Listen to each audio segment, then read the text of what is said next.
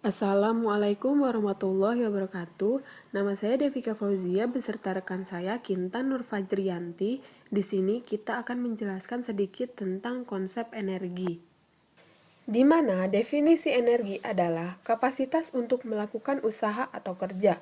Berdasarkan hukum satu termodinamika atau hukum kekekalan energi, energi tidak bisa diciptakan atau dimusnahkan, tapi hanya bisa dikonversi dari suatu bentuk ke bentuk lain. Berbagai bentuk energi bisa saling dikonversikan dan jumlah total energinya tidak berubah. Bentuk-bentuk energi, ada energi mekanik, termal, bunyi, kimia, cahaya, magnet, dan listrik. Selanjutnya, energi baru dan terbarukan, di mana energi baru terbarukan adalah energi yang sumbernya bisa dengan cepat dipulihkan kembali secara alami dan prosesnya berkelanjutan. Sedangkan energi berkelanjutan adalah semua energi terbarukan sudah pasti merupakan energi berkelanjutan karena senantiasa tersedia di alam dalam waktu yang relatif sangat panjang. Berikut sumber utama energi terbarukan. Pertama, energi panas bumi. Kedua, energi surya atau matahari. Ketiga, energi angin. Keempat, energi air.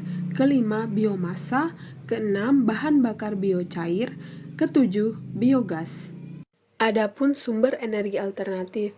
Pertama, energi panas bumi, di mana energi panas bumi berasal dari peluruhan radioaktif di pusat bumi yang membuat bumi panas dari dalam serta dari panas matahari yang membuat panas permukaan bumi.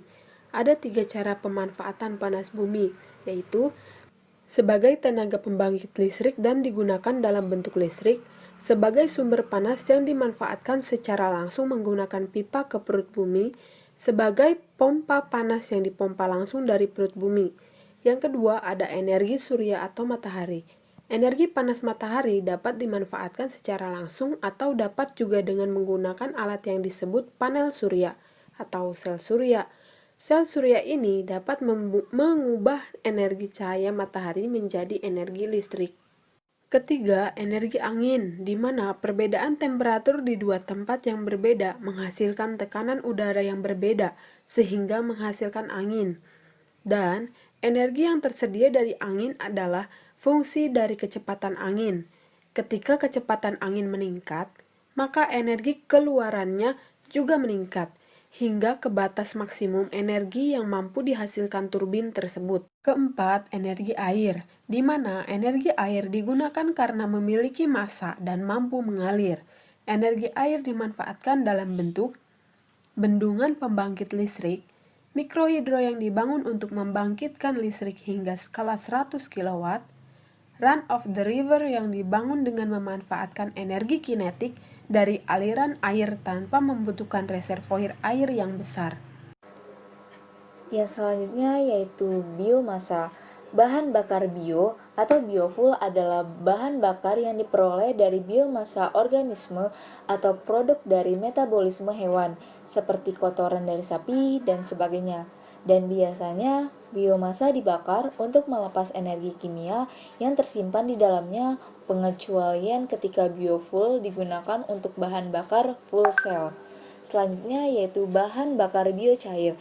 Biodiesel dapat digunakan pada kendaraan diesel modern dengan sedikit atau tanpa modifikasi dan dapat diperoleh dari limbah sayur dan minyak hewani serta lemak, dan tergantung potensi setiap daerah. Jagung, gula, tebu, dan beberapa jenis rumput dibudidayakan untuk menghasilkan biometanol. Selanjutnya yaitu biogas. Berbagai bahan organik secara biologis dengan fermentasi maupun secara fisika atau kimia dengan glasifikasi dapat melepas gas yang mudah terbakar. Biogas dapat dengan mudah dihasilkan dari berbagai limbah dari industri yang ada saat ini seperti produksi kertas, produksi gula, kotoran hewan peternakan, dan sebagainya. Berbagai aliran limbah harus diencerkan dengan air dan dibiarkan secara alami berfermentasi menghasilkan gas metana. Dan residu dari aktivitas fermentasi ini adalah pupuk yang kaya nitrogen, karbon, dan mineral. Berikut merupakan keuntungan dan kerugian energi alternatif. Keuntungannya yaitu yang pertama, sumber energi alternatif dapat terus digunakan karena tidak akan habis, seperti matahari, angin, air, dan panas bumi akan memberikan energinya sepanjang masa. Yang kedua, energi yang dihasilkan oleh sumber bunyi alternatif sangat besar dan ramah lingkungan. Energi alternatif tidak menimbulkan polusi atau pencemaran. Dan kerugiannya yaitu yang pertama, energi alternatif dipengaruhi oleh musim. Yang kedua, membutuhkan biaya yang besar untuk membangkitkan energi alternatif. Dan yang terakhir, membutuhkan teknologi tinggi untuk mengubah energi alternatif menjadi bentuk energi lain. Dan berikutnya kami mengambil perbandingan panel surya dan listrik PLN. Berikut merupakan keunggulan dan kelemahan pada panel surya. Keunggulannya yaitu panel surya termasuk ramah lingkungan. Panel surya memanfaatkan energi matahari yang berlimpah. Banyak negara yang menawarkan intensif menguntungkan bagi pemilik yang menggunakan panel surya. Panel surya tidak kehilangan banyak efisiensi sekitar 20 tahun dan masa pakainya yang panjang mencapai 25-35 tahun. Kelemahannya yaitu panel surya masih relatif mahal. Panel surya tidak ini perlu ditingkatkan efisiensinya karena rata-rata panel surya mencapai efisiensi kurang dari 20%. Dan panel surya terbuat dari beberapa bahan yang tidak ramah lingkungan seperti material silikon.